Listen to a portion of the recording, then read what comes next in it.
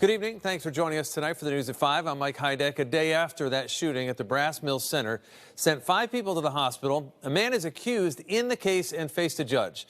We have live team coverage tonight on everything from today's court hearing to how the community is reacting to the shooting. Let's start with NBC Connecticut's Melissa Cooney, who has the latest on that hearing. Melissa. Today in court, the judge decided to keep 19-year-old Tawan Washington held on $2 million bond. Now he's facing multiple charges, including 5 counts of assault in the first degree.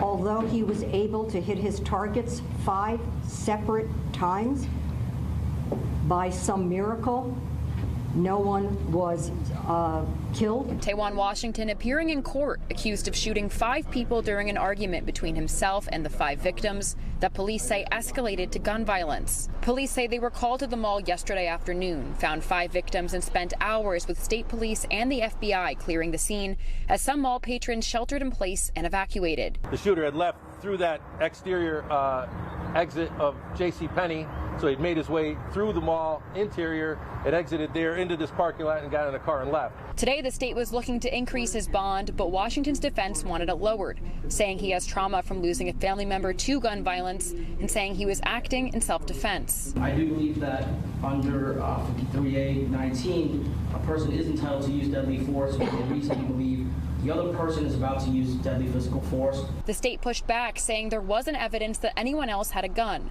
His bond remains at $2 million. It was an effect. 2 young men who knew each other, had a history and a past. They got into a beef here. There were 4 young women with the victim. City officials emphasize that this wasn't a random act of violence. Police say they haven't recovered the weapon yet, a .40 caliber semi-automatic pistol, but do have ballistic evidence. They say Washington came to the police station last night and they conducted a search on his home this morning. They were able to identify that information rather quickly, and therefore we were able to tailor a response that became more of a rescue response, looking for any other potential victims, looking for people that were sheltering in place, that may have gotten locked into a store, which did occur. And police say he didn't have a permit for that pistol, so he's facing weapons charges as well. Now, police say 3 of those victims are out of the hospital. They say 2 are still in the hospital but are in stable condition. Washington is due back in court next week. We're live in Waterbury. Melissa Cooney, NBC Connecticut News. Thanks, Melissa. Our team coverage continues now with NBC Connecticut's Matt Austin, who spoke to community members today about how they are feeling when it comes to the safety in the city after the shooting. And they're coming together tonight during this time. Matt? Yeah, so Mike, a service is being planned here at the Grace Baptist Church tonight at 7. People expected to come together to pray for peace, for healing and strength after the shooting at the mall. Today, shoppers finding a closed sign at the Brass Mill Center in Waterbury following yesterday's shooting here that left 5 hurt. It wasn't really much that was unexpected because it's happened before. Over the past few years, there have been other issues at the mall, including a shooting in 2023 that left a teen hurt. Some are concerned about returning once the mall reopens.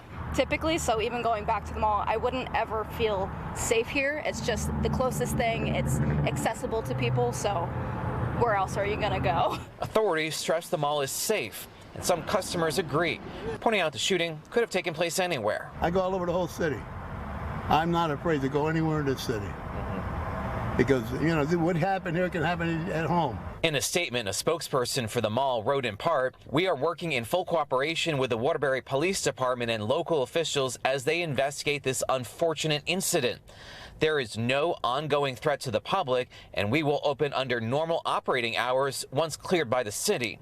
Police plan to meet with mall management about safety and security plans and restoring confidence in people to come back." Because this community is worth saving, and our kids are worth protecting, and making sure that this doesn't happen again and that our mall is safe.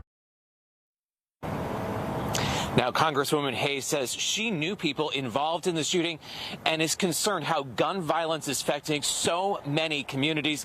There's no word yet when the mall will reopen and if there'll be any security changes. Live in Waterbury, Matt Austin, NBC Connecticut News. Mike, back to you. Matt, thank you. Stay with